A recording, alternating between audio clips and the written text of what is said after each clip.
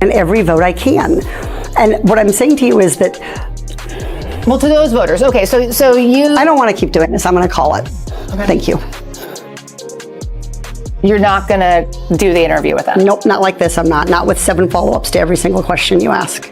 Tyrus, I was talking about this in the 5, that I kind of like her for being, she's like a retro 70s mom. Yeah, you like her? Everyone looked like her. Why don't you have dinner with her, Greg? Okay, so Tyrus just went off on California's PowerPoint queen, 𝐃𝐢𝐬𝐜𝐿 Porter, like the dude really jumped into politics like it's WrestleMania, and now everyone's watching this wild clash of muscles versus markers, and honestly, it's way too funny to miss. Don't order the potatoes, Greg. Yeah, no kidding.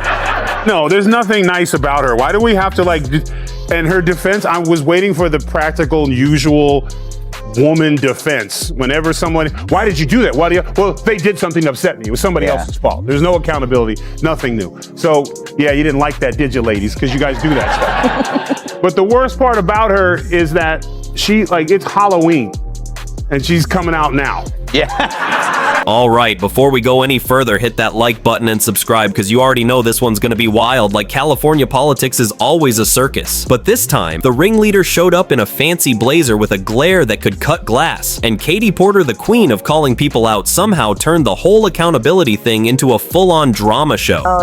Scary. Oh, it's scary. Like, if she jumped out of a dark alley, I would throw you in front of me to get away from me. And she's done this before.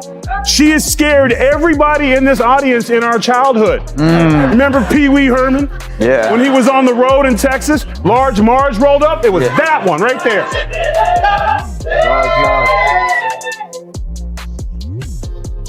Kennedy's having a flashback. I said that the other day on the 5. Yes. Just when 𝐃𝐢𝐬𝐜𝐿 thought she was ready to dance her way into the governor's mansion, Tyrus showed up like surprise. The circus just got a new bouncer. It all started chill with the 5 just sitting there sipping coffee and probably thinking which California mess to joke about next. Maybe the wildfires, the gas prices, or how rent just vanished into thin air. Play that. This is what she's trying to say. President Biden has said that inflation is the #1 priority for the Biden White House to try to get under control right now.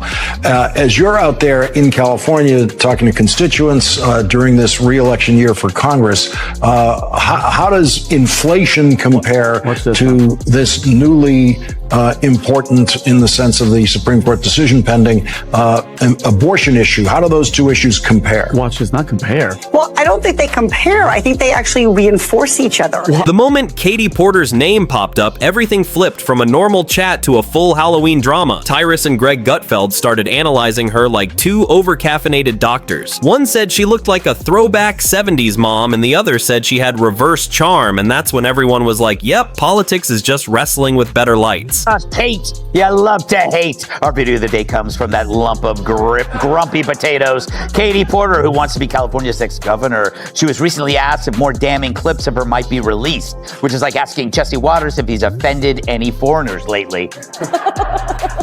She refused to say. Should California voters feel confident that there aren't any more 𝐃𝐢𝐬𝐜 Porter videos out there? Well, what I know is that I could have done better in those moments. I'm going to be focused on earning their votes and earning their trust. The funniest part is, Tyrus didn't even have to talk much. His face alone said it all, like he's thinking I've fought beasts in the ring, but somehow this woman is scarier, because when 𝐃𝐢𝐬𝐜 Porter shows up, it's not an entrance, it's an announcement. She walks in like that strict teacher who just ended playtime for everyone. You can almost hear the chalk squeaking while she starts another serious talk about morals and money. And honestly, California doesn't need a governor. It needs a chill counselor with patience. And that's why when Tyrus called her out, it felt like he was doing everyone a favor. And then Greg Gutfeld jumped in with his savage line saying she's got reverse charisma. Like, instead of making people like her, she somehow does the total opposite. Reminds me of like my friend's from the mothers when I was a kid. There's like something very retro about her. But Molly, you know what she has? She has reverse charisma. You know, like when charisma is if you have power and empathy, because people are like Bill Clinton, he had power, but he had empathy, and then he tried to bang you.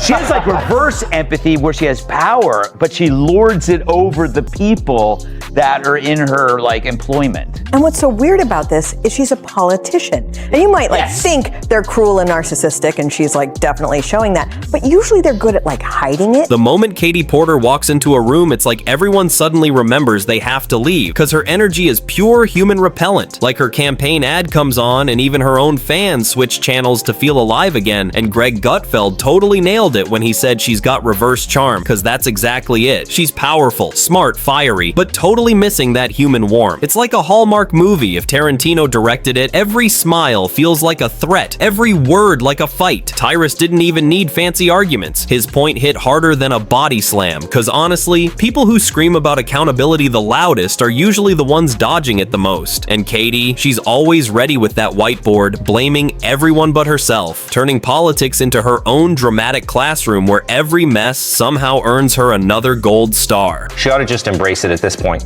because it's all out there. She should just say, look, I throw mashed potatoes at people. I'm a total nightmare. I berate my staff, but I'm going to work hard for you, the voter, because there's no getting out from this. What are the chances of Katie Porter actually winning and becoming the governor of California? If she's the Democratic nominee, because of the way that the registered voters are and what they appear to be showing, it's about 85%, 90% right now. The funny part is how perfectly ironic it is. Like Katie Porter's running in a state that brags about open minds but acts like a club where only one voice matters, and Tyrus totally nailed it, calling California an echo chamber where you just say equity a few times and the media comes running and Porter fits right in because she doesn't need to win hearts. The system already loves her, but she got too comfy and slipped, showing that she's done pretending to be nice. Now it's just pure attitude on display. What I do know is that I could have done better in that situation. That's not a no. So is there potentially another video that we're going to see?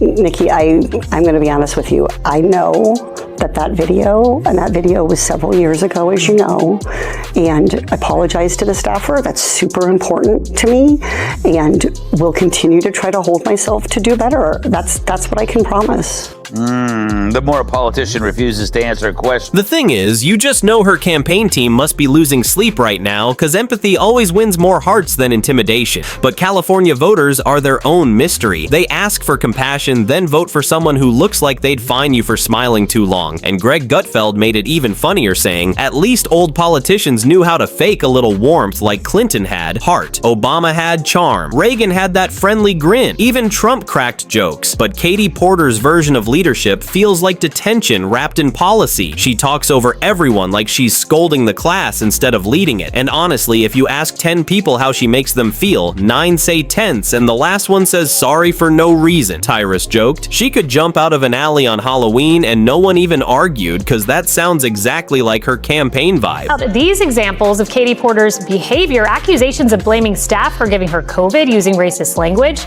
covering up sexual harassment, domestic violence against her ex-husband. She was even accused of burning his scalp with potatoes. Ouch. And others saying she just wants fame and power. Gotta be nice to that staff.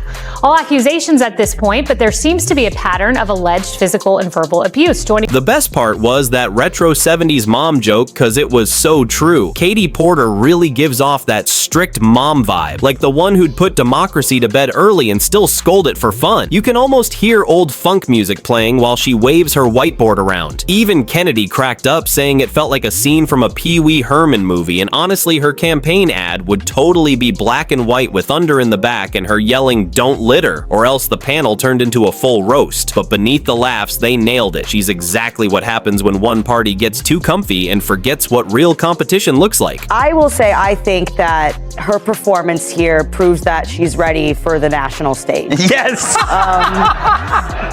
She took control of the interview the way she'll take control of our nation's problems. No, I don't believe that, but I do believe that that is what everyone on her staff told her. Yeah. I think that she's walking around being like, I nailed this. Because if that is how she acts on camera, when she knows she's being recorded, then how do you think she acts off camera if someone actually criticizes her. What made Tyrus's roast so good was how honest it felt, like he wasn't trying to be a policy expert, just a regular guy calling out the nonsense. Watching him take down Katie Porter was like someone finally admitting the Emperor's new clothes were paid for by taxpayers, and Greg kept it rolling, turning a dull debate into a comedy therapy session for everyone tired of California politics, and that's when it hit how progressives somehow lost their humor. Katie acts like laughing is a crime she doesn't want. Love, just control, and that's exactly what Tyrus was exposing, a system that mistakes fear for leadership and still wonders why nothing ever changes. So the campaign manager for Katie Porter allegedly told her, "You looked bad the other night." She said, "You mean the interview?" And he said, "What interview?"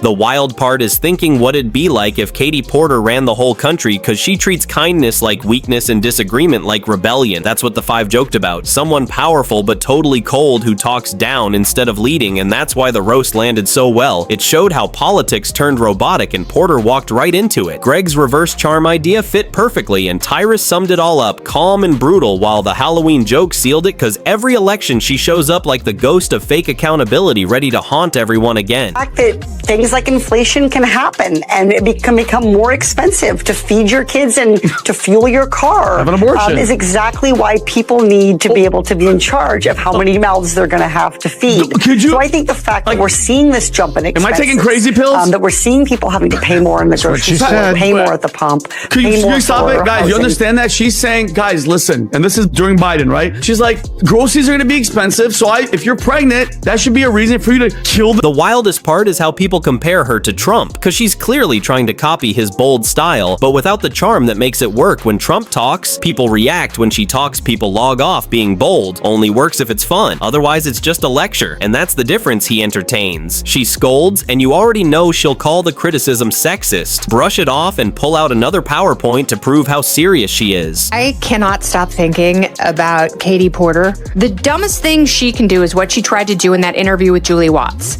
where she plasters this miserable, pained, fake smile on her face. Like, I don't want this to get negative. I just want this to be positive, because I'm such a good person. I'm a leader. I'm a strong leader.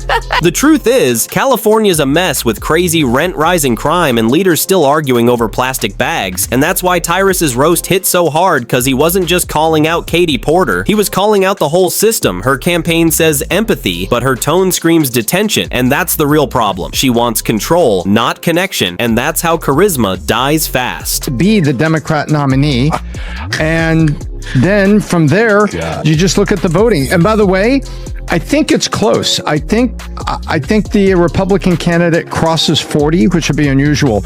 But I would see, what if you see like a 57-41-3, because Green Libertarian?